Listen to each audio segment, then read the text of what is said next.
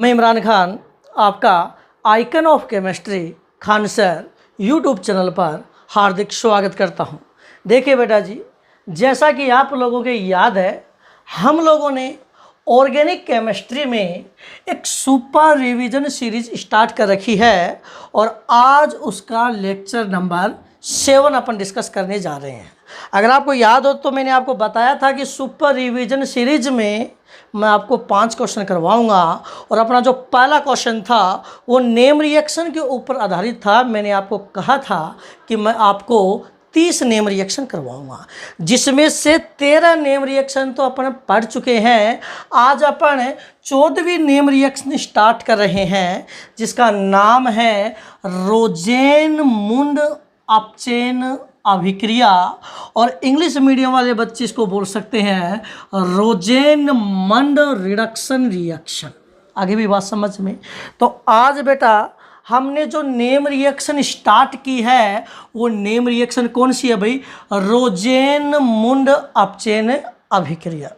सबसे पहले तो मैं आपको बता देता हूं कि रोजेन-मुंड अपचेन अभिक्रिया को याद कैसे करते हैं। यानी सबसे पहले मैं आपको ये बताऊंगा कि भाई रोजेन-मुंड अपचेन अभिक्रिया में अपन करते क्या है, यानी हमारा एम क्या है, हमारा एम क्या है, ऐसे बोल दें कि हमारा टारगेट क्या है। तो रोजेन-मुंड अपचेन अभिक्रिया में पता बेटा क्या करते हैं? रोजेन-मुंड अपचेन अभिक्रिया में जो एसिल क्लोराइड होता है ना, एसिल क्लोराइड आपको लिखना आता है RC≡O≡C है। इसको अपन क्या बोलते हैं भाई? Acyl chloride. क्या बोलते हैं भाई? Acyl chloride. ठीक है भाई। तो रोजेन-मुंड अपचेन अभिक्रिया में क्या करते हैं बेटा? जो एसिल क्लोराइड होता है ना, उसका आंशिक अपचयन करते हैं, यानी उसका रिडक्शन करते हैं। कंप्लीट रिडक्शन नहीं करते हैं, पार्शियल रिडक्शन करते हैं। यानी एसिल क्लोराइड का हमें क्या करना है? अपचयन करना है। और अपचयन हमें पूरा नहीं करना है, अपचयन हमें करना है आंशिक। कौन सा अपचयन करना भाई? आंशिक अपचयन करना है। और ये बिंदु लगाना मत भूल जाना, नहीं आंशिक हो जाएगा। और यस की नो? ठीक है। तो सबसे पहले मैं आपको बता देता हूं कि भाई रोजेन-मुंड अपचेन अभिक्रिया में अपन क्या करते हैं? सबसे पहले अपने को एसिल क्लोराइड लेना है, फिर उस एसिल क्लोराइड का आंशिक अपचयन करना है। पता किस में? एल्डिहाइड में। किस में? एल्डिहाइड में करना है। तो इस अपचयन को बेटा अपन बोलते हैं रोजेन-मुंड अपचयन।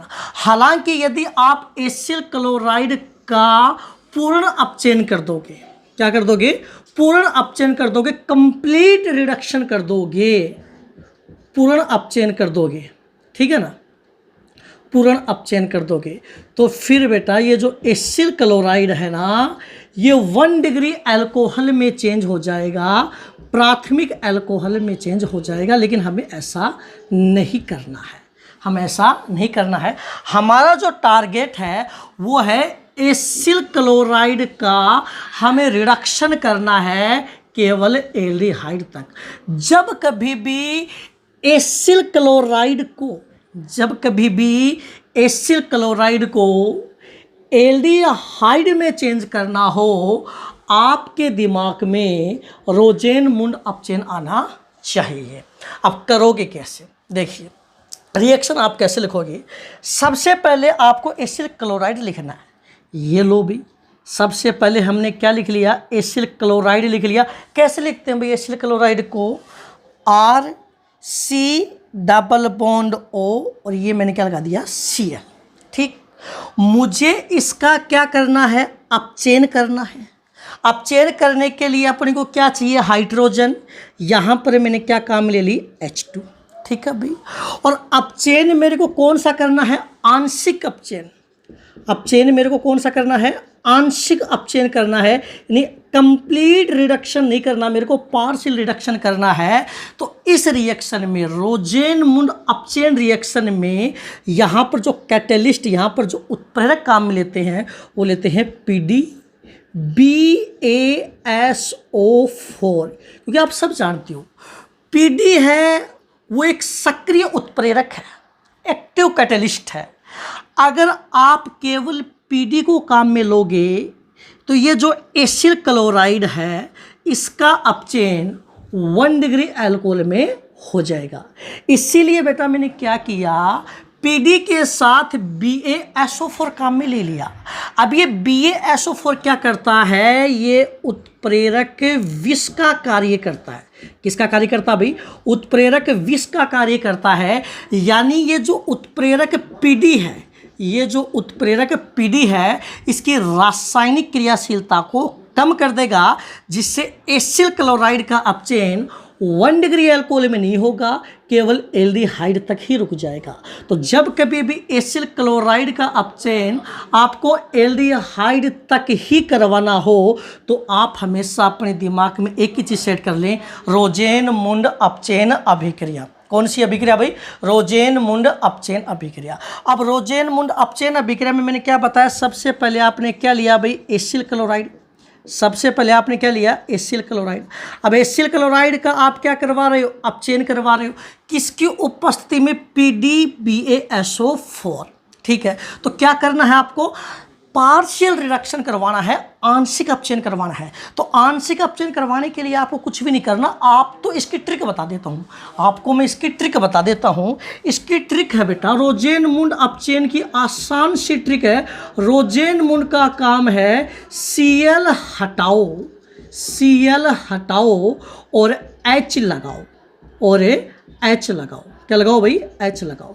रोजेनमुंड की आसान सी ट्रिक है, Cl हटाओ H लगाओ। जब जब रोजेनमुंड आएगा Cl हटाएगा और H लगाएगा। तो रोजेनमुंड अपचयन अभिक्रिया में आपको कुछ भी नहीं करना है, इस Cl को हटाकर आपको क्या लगा देना है, H लगा देना है। यानी मैं ऐसे कह दूं, आप तो इस कार्बन और क्लोरीन, इस कार्बन और हैलोजन के बीच का ये जो बॉन्ड है इसको आपको तोड़ देना है, ब्रेक कर देना है, और एक H इधर दे देना है और एक H इधर दे देना है। तो क्या बन जाएगा भाई, RC डबल बॉन्ड OH और प्लस में क्या निकल जाएगा, HCl।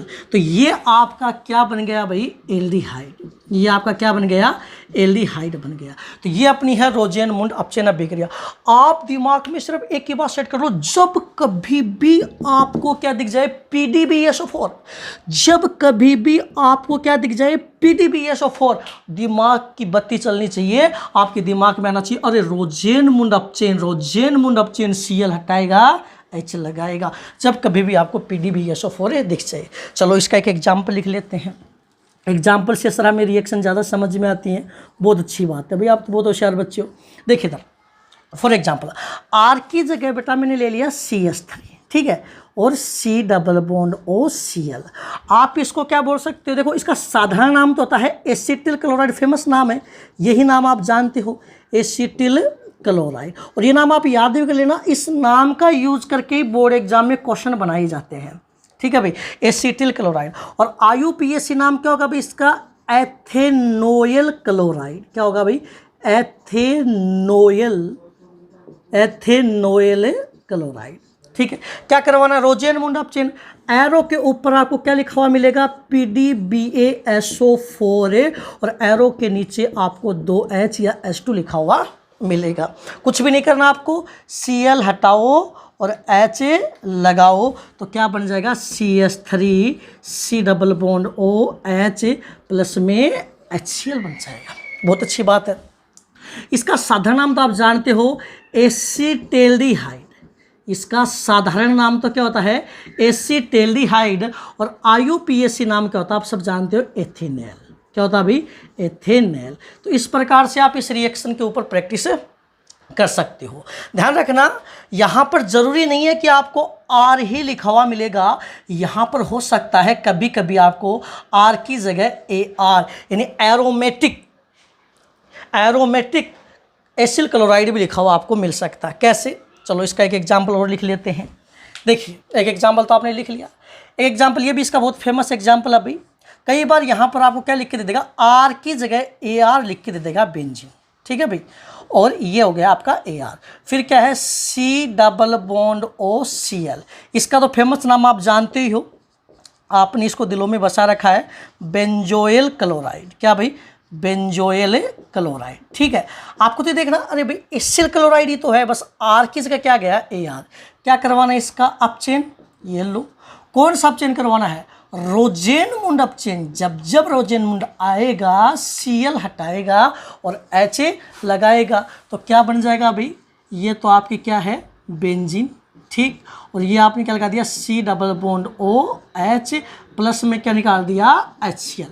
इसका नाम क्या हो जाएगा, बेंजेल्डिहाइड। क्या हो जाएगा भाई, बेंजेल्डिहाइड। आओ, ये भाई अपनी कौन सी रिएक्शन हो गई, रोजेनमुंड अपचेन अभिक्रिया। अब मैं आपको ये जो रोजेनमुंड अपचेन अभिक्रिया है ना, इसके कुछ इंपॉर्टेंट पॉइंट बता देता हूँ, कुछ की पॉइंट बता देता हूँ, जिससे बोर्ड एग्जाम में कई बार डायरेक्ट क्वेश्चन पूछ लिए जाते हैं, कई बार डायरेक्ट क्वेश्चन पूछ लिए जाते हैं। आओ कुछ की पॉइंट्स देख लेते हैं। सबसे पहली बात, ध्यान रहे बेटा, आप रोजेनमुंड अपचेन अभिक्रिया के द्वारा, क्या कहा मैंने, आप रोजेनमुंड या रोजेनमंड रिडक्शन, ध्यान रहे रोजेनमुंड अभिक्रिया के द्वारा, या रोजेनमुंड अपचेन भी लगा दो बीच में, सॉरी रिडक्शन तो मैंने लिख दिया है।